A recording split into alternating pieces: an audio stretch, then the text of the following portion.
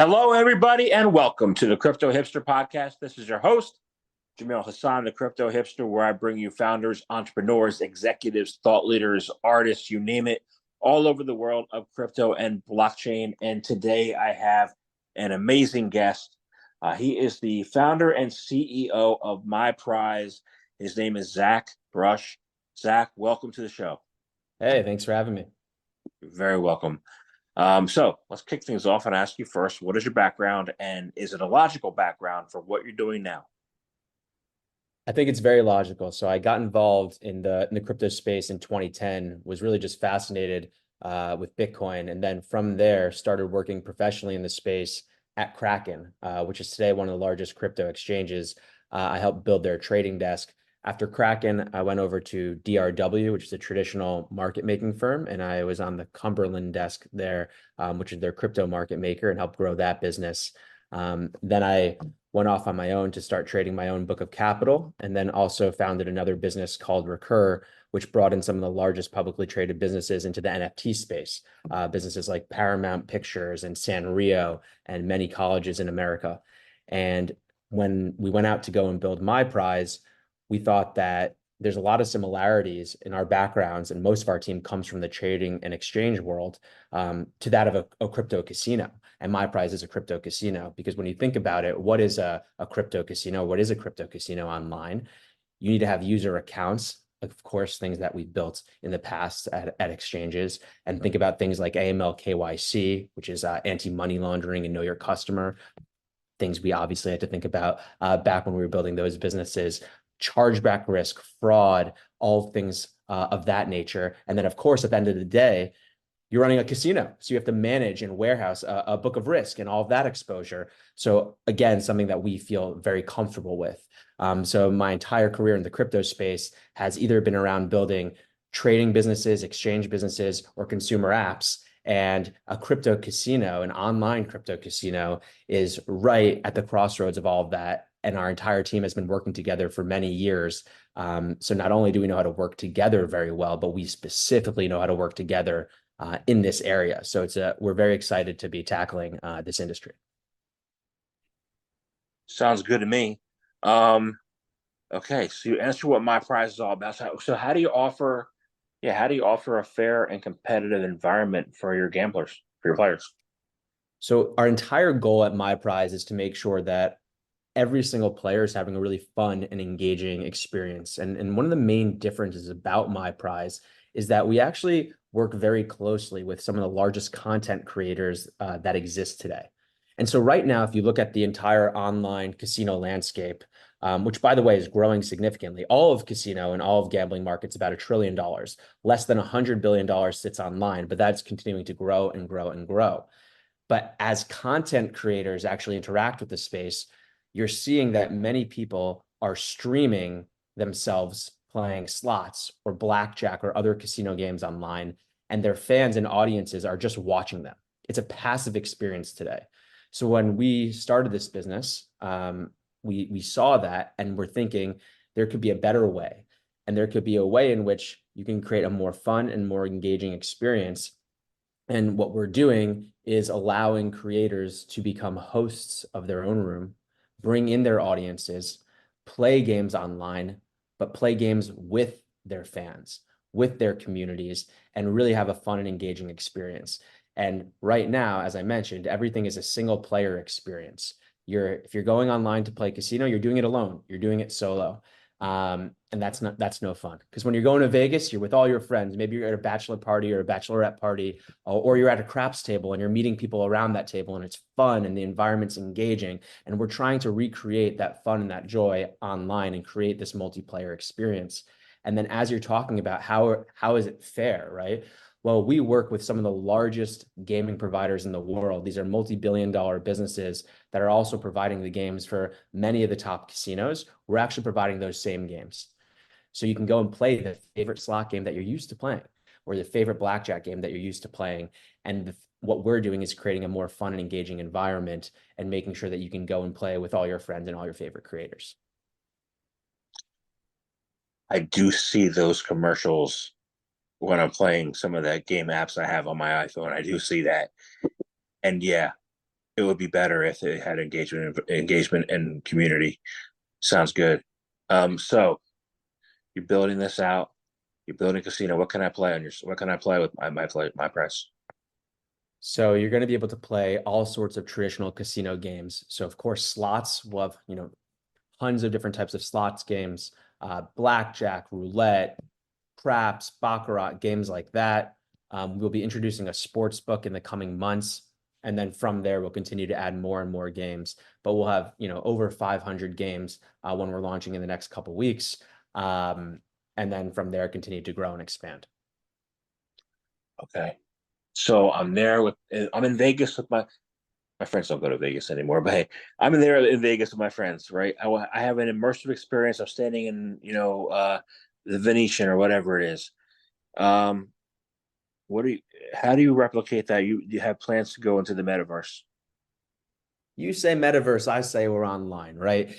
What is the metaverse? Right now, we could be on the metaverse. They don't know this because it's just audio, but we're looking at each other and we're engaging on a Zoom call. To me, that's like the metaverse. Or if you're on a Peloton, that's like a metaverse, right? So when you're thinking about online casino and you're actually engaging with the community in chat, and you can see the streamer, is that the metaverse? I'd say so, right? In some ways, I don't think about the metaverse, or I don't think of what we're building as, you're strapping on those goggles and you're in a VR, AR experience and pulling a slot. No, that's not what we're seeking to build today. What we're building is this experience where you are engaging. You can talk to your friends online, which you're already doing, right? You're already engaging with communities on Discord or on Kick or on Twitch. And so we're bringing that all together where you can actually bet together. So to your question, when you go to Vegas, or when you did go to Vegas with your friends, you might all be around, a roulette wheel. And before the night, you're like, okay, we're all throwing down on red, and you're watching the ball, spin around the wheel, and it lands. And whether it hits red or it hits black, you guys all feel that emotion together. So now picture this right now, as it stands. If you go online, it's a passive experience. You're just watching your favorite streamer pull a slot.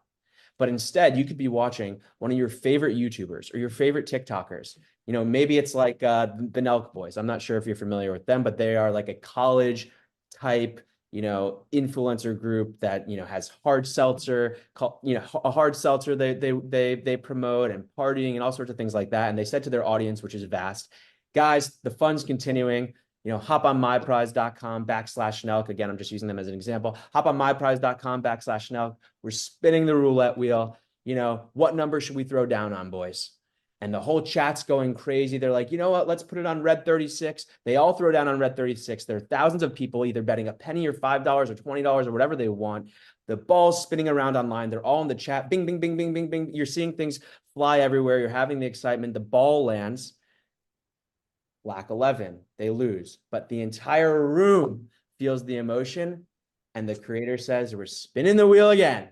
And they go again, and they're having fun. And so if you think about it, that type of fun, that rush, that feeling, that engagement, you're actually engaging not only with the guys in chat or the gals in chat from the community, but the creator too. So it's a parasocial relationship. You're actually talking to them. They're communicating with you. You're having fun with them. You're breaking that barrier. In the past, you're watching someone on Instagram, right? You're following their pictures. Maybe on YouTube, you're watching their video that's happened, previously, right? They filmed it a week ago.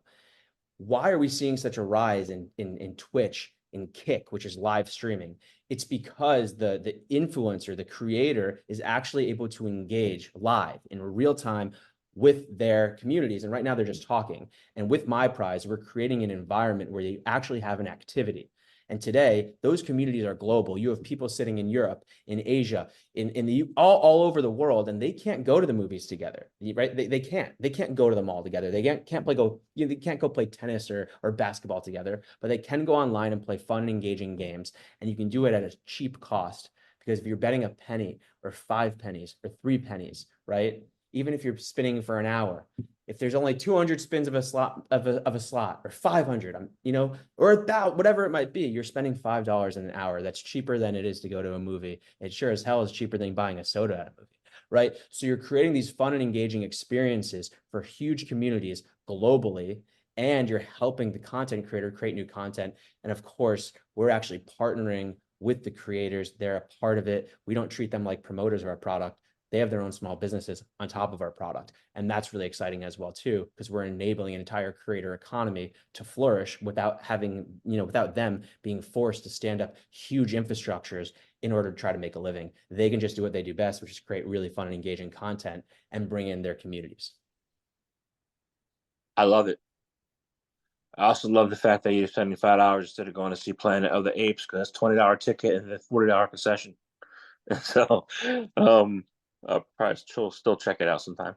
Um, I want to go back to say you say talk about having fun. You were early in the NFTs back in 2021 or maybe prior. Most others joined in 2022, caught the middle and the tail end of the hype. You are now early to the GambleFi sector. You know, what do you see as a trajectory for both GambleFi and GameFi, including trends and projections and pressing challenges? So I think if you look at the broader crypto space right now and what's exciting and what's engaging, it's very telling to see and understand, where mindshare is. And so you have this entire meme coin craze that's just been going crazy.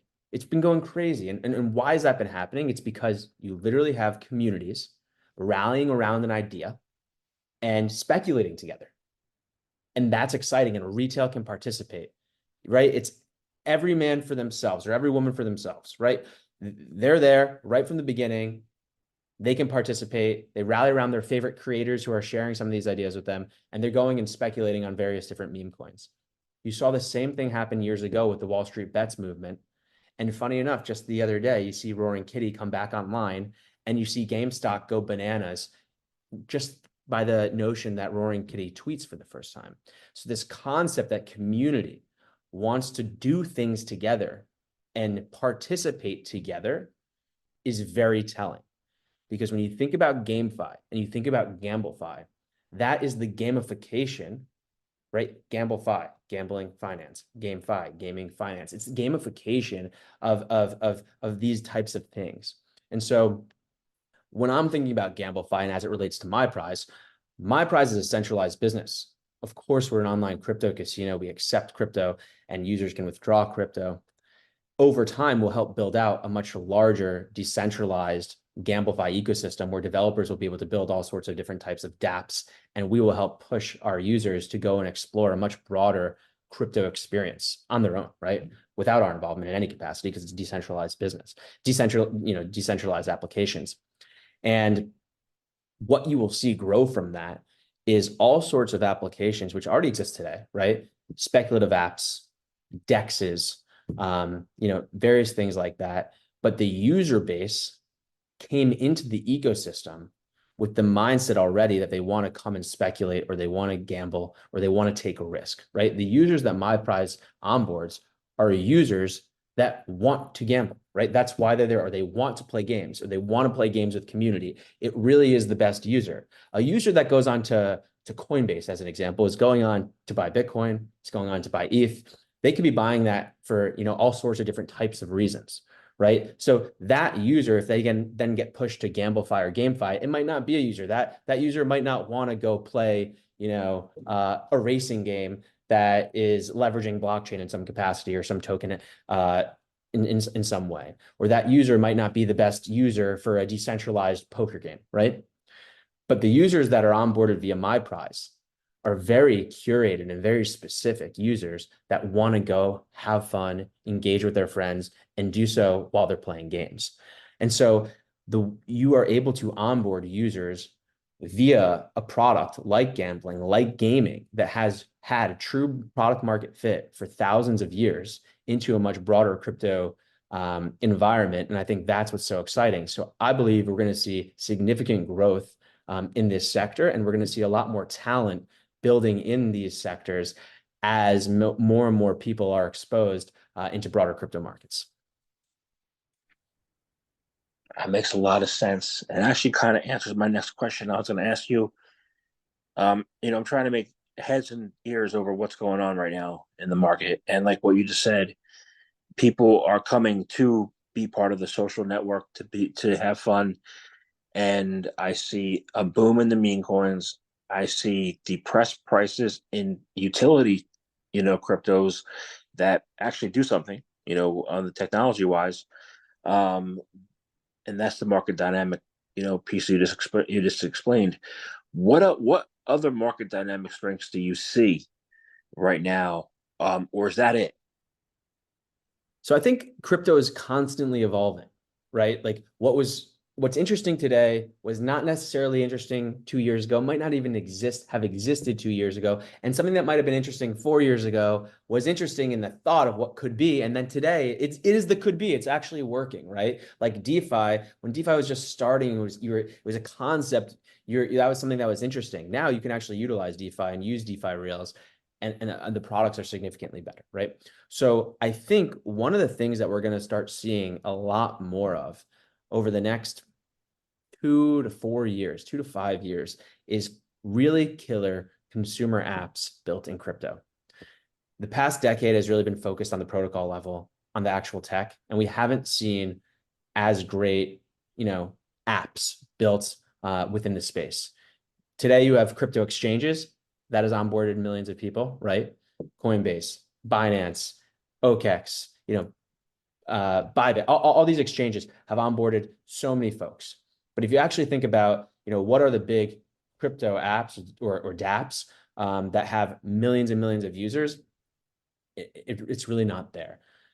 I think we're getting to the point where the user experience is going to improve significantly. A lot of friction is going to be removed, and you're going to start seeing a lot more applications that gain a lot of traction and that are exciting for people, right? You're seeing some of that with fantasy.top, I think it's called, and you're seeing friend tech that has gained a lot of momentum, and these are consumer apps, right? And so that's in my opinion, one of the next waves of where we'll see a lot of activity.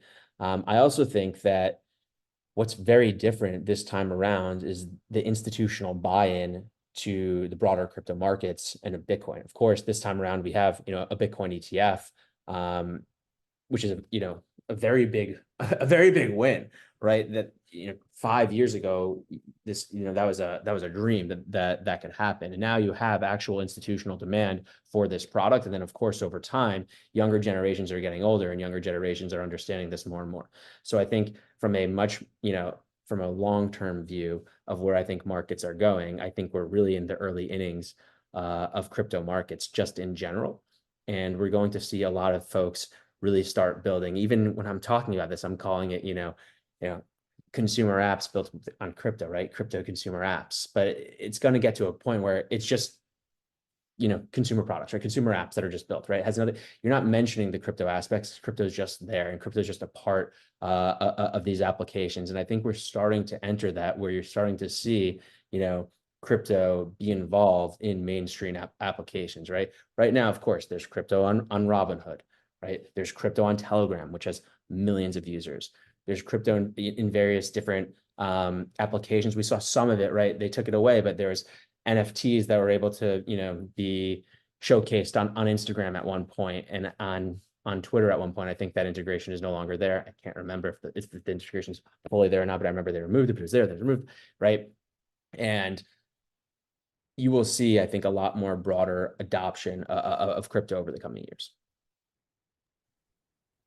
It's interesting you mentioned the institutional demand, because I think we're also supposed to get a ruling on an Ethereum ETF this month. I don't know if it's still in play or not. But interesting. And the friend tech, my age group, people still use Facebook, right? They don't use the friend tech. But I guess over time, the friend tech will be more people will use friend tech, and then it'll take some time. But I can see that happening too.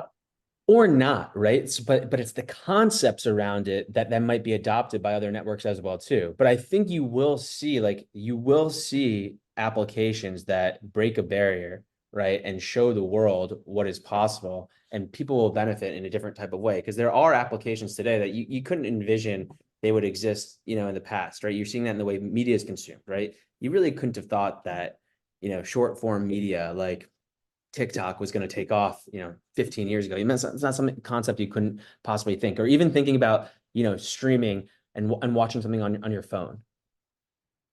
I literally remember 12 years ago, I was working and doing things with cell tower business. And one of the guys there was explaining to me that how streaming is going to be one of the biggest things. We'll be holding our phones and watching full movies all the time, right? All the time. You'll be watching clips. And I remember thinking that's probable, but is it really going to happen? How soon can that happen? Then sure enough, it's happening all the time. And now, you can barely keep your head up, right? Everyone, you walk down the street, everyone's heads in their phone, they're watching content, they're watching clips, they're addicted to TikTok, they're seeing constant, dopamine. And now the way that we consume content has changed dramatically. The way we think has changed dramatically. And the way we even participate in markets is changing dramatically because of how that influence of media, right? So even how this whole meme craze concept that we're talking about, why is it taking off? Of course it's community, but it's also this notion that people want to feel. They want to feel the volatility, they want to feel the excitement very fast. You don't wait 5 years to watch it go up 10x or crash to zero. It happens in minutes, in hours, in days, in weeks. It's condensed. So today's society wants things fast, they want things quick. And I think crypto helps to deliver that in so many ways, right? Even in the simplest way, no one wants to wait days for a wire or money to move between places. With crypto, things settle and clear instantaneously, right? At the most basic level. So like crypto is doing a lot of interesting things. We're just only scratching the surface in this conversation, but I think from a societal level and from how people want to react from an incentive-based structure, crypto is like the ultimate guide in understanding human behavior. Very fascinated by it.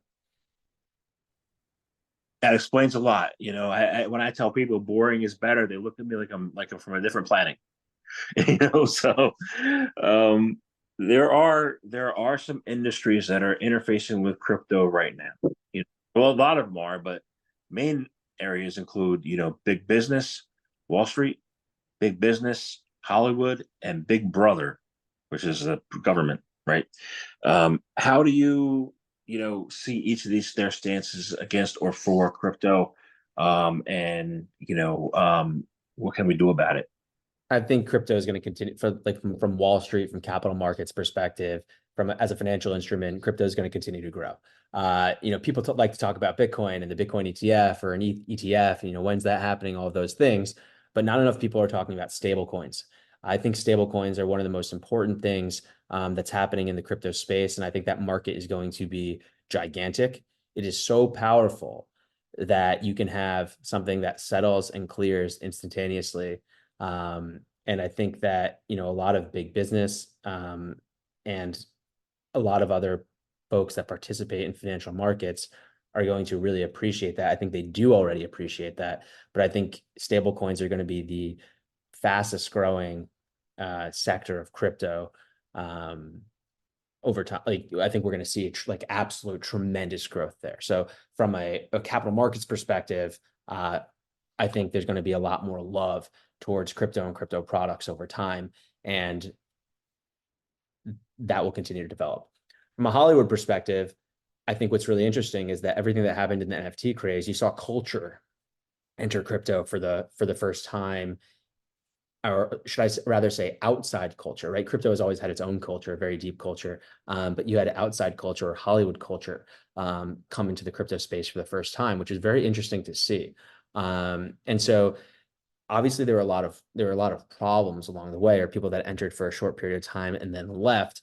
But I think the feelers are out there and people are exploring, and artists are understanding and creators are understanding for the first time that, they can leverage crypto to directly, reach their fans and also participate in the ongoing success of some of their works, right? If it is NFTs, or if it is, leveraging other tokens or coins as to form a community or token gate certain experiences.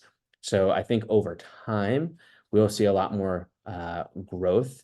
But then I also think if you think about blockchain, a lot of people don't realize this, but many of the large Hollywood studios have been leveraging blockchain for a long time to store some of their records and other types of images and document certain things as real.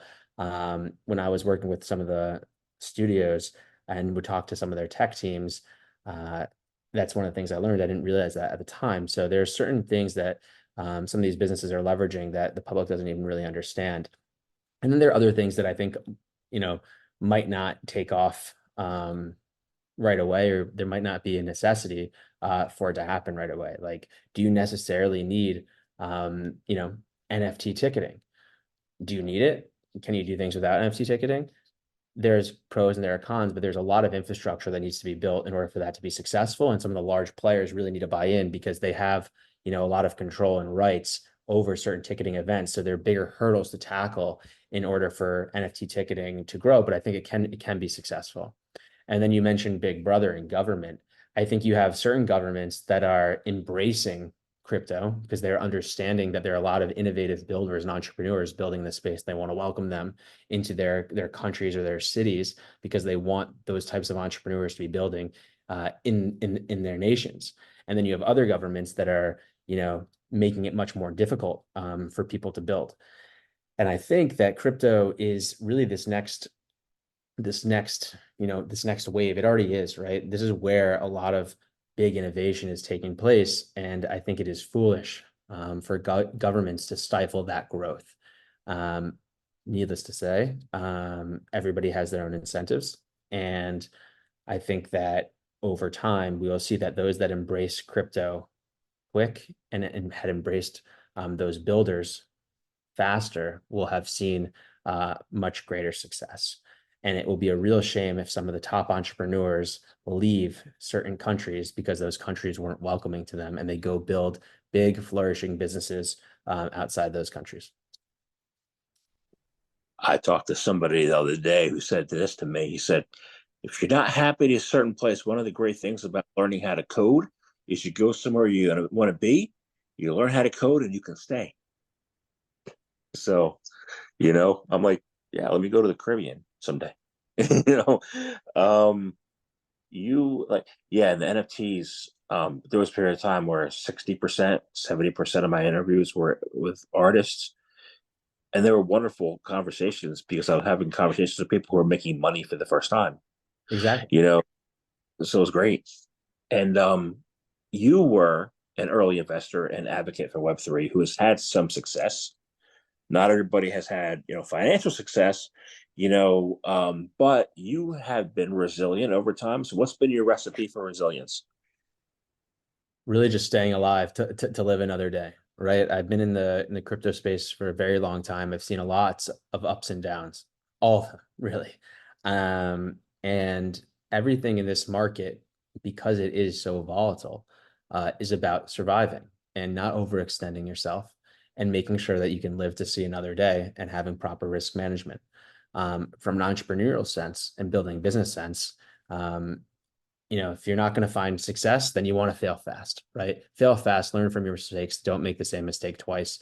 And, we all make mistakes, right? I've made many mistakes in my career and I learn from them and I grow and I build again and get right back up and get going. I've had, a handful of successes as you've mentioned, but also failures. And over time, you continue to learn from those things and compound. And if you can, you have the opportunity to create big successes. And also, if you're able to surround yourself with great teammates and great support, then you can become a winner. I think a testament to a lot of my success is the folks that I've been able to partner with and work with and be my teammates, right? So it hasn't just been myself. I have a great team that I've been working with for many years.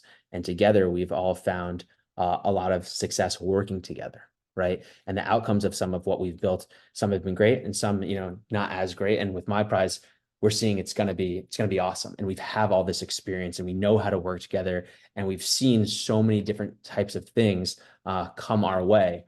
But at the end of the day, as an entrepreneur, you're getting, whacked in the face every single day with something. And it's about being able to, start enjoying the taste of the blood, right? Boom, you're punched in the face, you're bleeding a little bit, slurp it up, and you get going again. And so I think, part of being resilient is loving every single day, having fun and embracing it. And I think that for me, man, I'm so excited about what we're building every single day. Like I cannot wait to get going again. And it's really been like that for me, for the past so many years, ever since I came into the crypto space, because I feel this industry is so new, it's so fresh. Every time you think there's no more opportunity, the next day comes and there's so much opportunity. And so I think, for all your listeners out there, it's really recognizing that there's so much to come in this industry and so many other industries.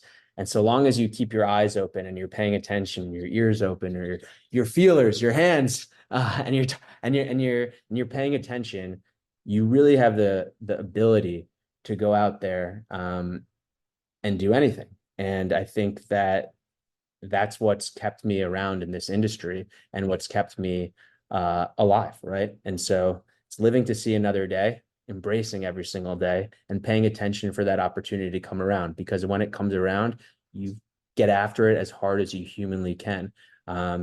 Because in this business and in this industry, when that opportunity comes, it's 1,000, it's a 10,000x opportunity.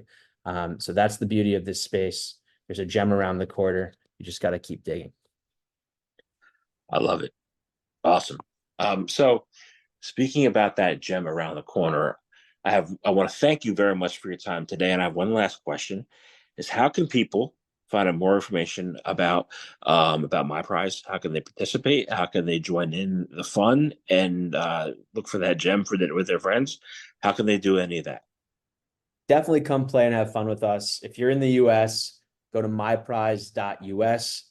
If you're outside of the US, you can come visit at myprize.com. You can follow us on Twitter at myprizecom and at myprizeus for updates. But definitely come play with your friends, follow and engage with your favorite creators. We're building an incredible experience in online gaming, and it's going to be fun. It's going to be a good time. So I would love to see you guys all there. Thank you very much for your time today.